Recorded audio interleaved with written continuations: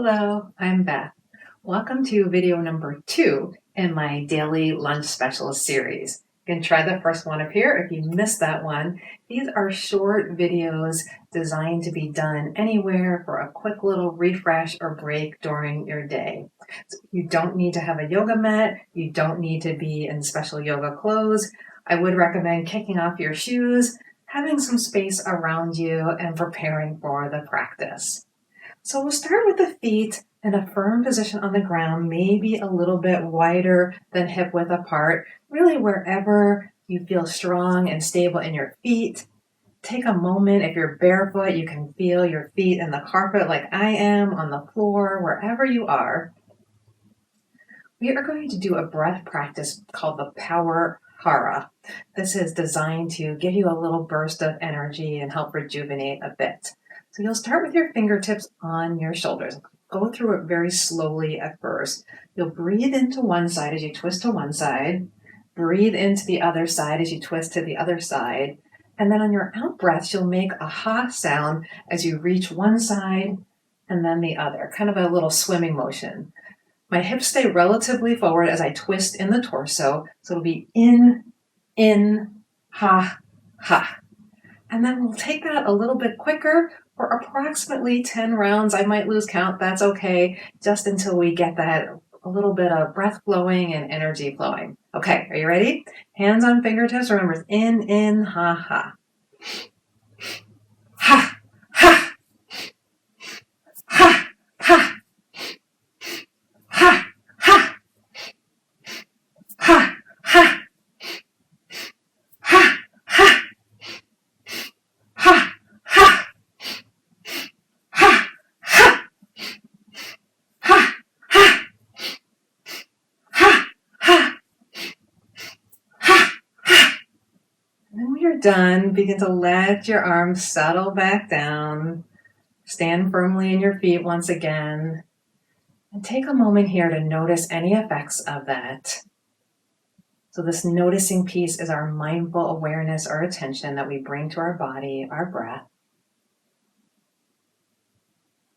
And you can keep your feet about hip width. If you'd like to move them a little closer, that's fine too. We are going to hinge right from the hip crease. That's this part right where your legs meet your pelvis. We're not going to go really far. We're just going to take a little softness into our knees, a little hinge forward, enough so we can rest the hands on the tops of the thighs. I'll take that little hinge. Now, if you are in front of a desk and it's more comfortable to rest your hands on the desk rather than your thighs, that's fine too. We're going to do a little bit of a breathing with a rounding and an arching with the back. So as you breathe in or as you exhale, either way, you'll start to draw your chin toward the chest, widen your shoulder blades on your back, and make a rounded sort of cat shape with your back. And then on your next breath, you'll point your tailbone, take a bigger arch into your lower back, lift up your collarbones, your chin a little bit, and you're making a little hammock shape or a back bend. This is a standing cat-cow. We'll do this a few times. So gently rounding and then arching. And again, if you can coordinate with this, with the breath, then you're bringing more mindfulness into your movement. We're getting a little bit of mobility in our spine. So each time you come forward, you're tipping the tailbone up or back, and then you're tucking the tailbone under as you go into that cat shape. And as you do this, if you notice that you're getting a lot of movement in your low back, but less in your shoulders, your upper back, see if you can focus that movement more on where you need it. And sometimes that means the places that don't want to move as much. And just a few more like this.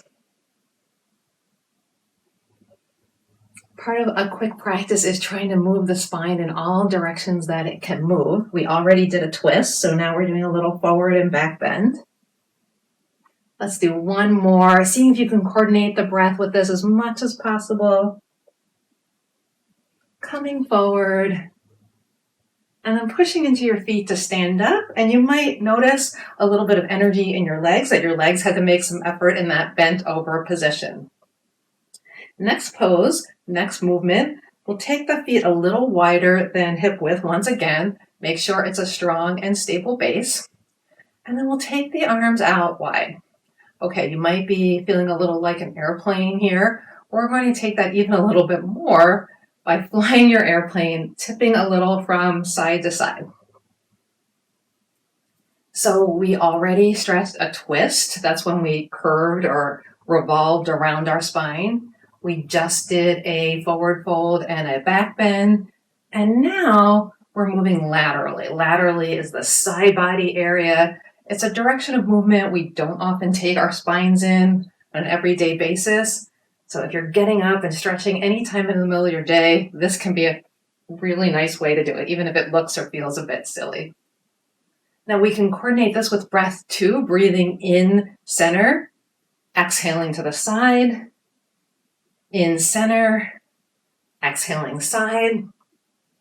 The coordinating with the breath is a bit of an add-on. It's not 100% necessary, and yet as soon as you start doing that, you might notice that you're allowing your mind to become more engaged, that you're really very firmly rooted in the here and now, what you're doing in this moment.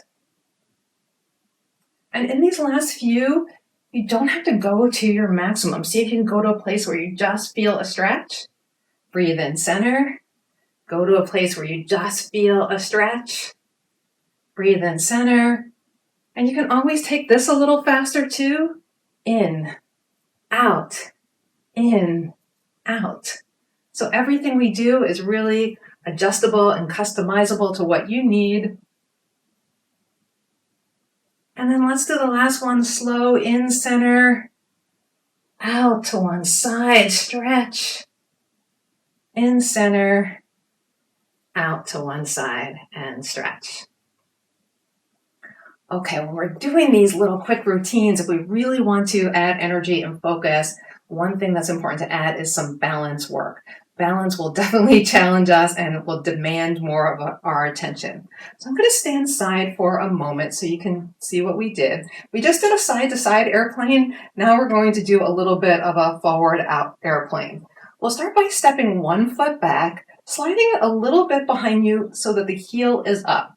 So as soon as you put yourself in an asymmetrical position, you're already starting to be a little unbalanced.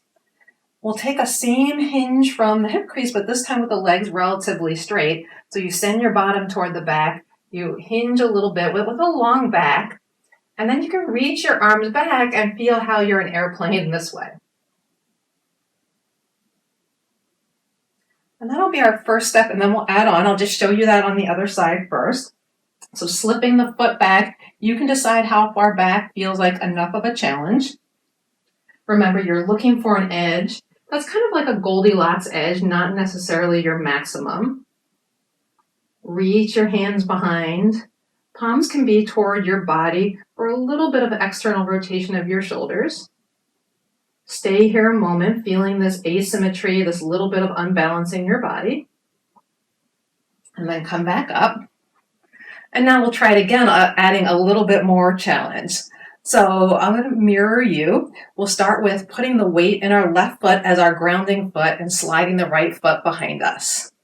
Starting the same way, starting to hinge forward a little bit into that lean. Now this time you can experiment with lifting the back toe off the ground. And it's fine to touch down as we're experimenting with balance, as we're playing around with our strength and our standing leg. We may need to touch down from time to time. If this is feeling like an okay challenge, you can reach the opposite arm out in front. And then you can stay here and just build strength in the bottom leg and practice with this balance. That's plenty of work for the body. If your body is up for one more level of challenge today, you can start to swing the leg forward with the same arm and then alternate. And you can see I'm wobbling, and probably it's best not to look at me. Look at a steady spot on the floor or in front of you as you do this. I'm going to stay at this speed, but if you're able to add any more speed to that, good for you. I'll just stay right here. A couple more. And then the last time you reach back with the foot, touch the foot back down, hold for a breath. And then allow everything to come through center. Always finding your firm position in center. This is our mountain pose. It's really our stable base in yoga. We'll switch to the other side. So now your right leg is your grounding leg. Make sure that feels really strong and firm, rooted into the ground before sliding the left behind you. Find a distance that works well for you. Your feet are probably about hip width apart, inner hip width. So not on a train track or not on a balance beam, but more on a train track. And then you take that little lean forward, reaching back to start. And when you're ready, you lift the back foot any amount. Finding your stability on this side may definitely be different from the first side. If you're up for the first challenge, you reach the opposite arm back.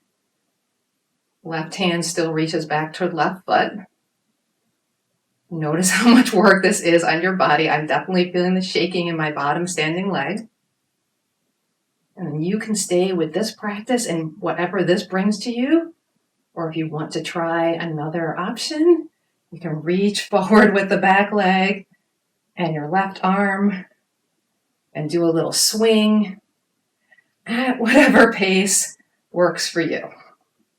Now, absolutely, if you're near a wall, you can have this hand lightly touching the wall and practice your balance that way, or on your chair, your desk. So use the props around you to do what feels best in your body. I'll take a few more on this side. Let's do one more. Reach back, hold for a moment back, and then let the foot, the arms come down. And we'll finish with one last breathing exercise. This breathing exercise is designed to be a little bit more calming and relaxing after the work we did. Have your hands in front of you, fingertips up, palms toward you. These are just going to be a little bit of a target. Actually, our fingers are going to be like candles. We're going to slowly blow out with our exhale, blowing out the candles. And as we do that, we'll need to move the neck from side to side to get all the fingertip candles and a little bit of a gentle stretch for the neck as we blow out. The emphasis is going to be on the exhale. So take a natural breath in to wherever your natural inhale comes through your nose. Exhale, blowing out through your lips as if you were blowing out the candles and moving your neck back and forth. So here we go. Inhale.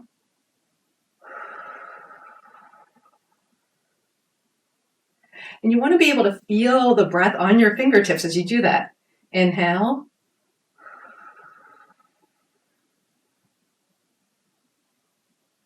Again, inhale, long exhale, inhale.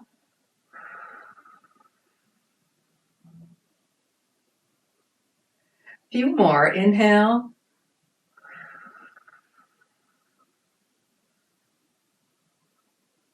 Inhale.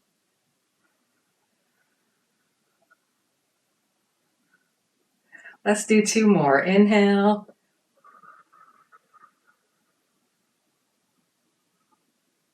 Last one, if you can extend the exhale even more, do so. Inhale.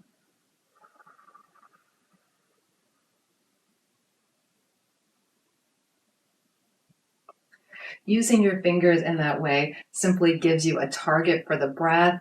And when we add different senses, like the feeling of the breath on our fingertips, that helps grab our attention and helps us be a little bit more mindful.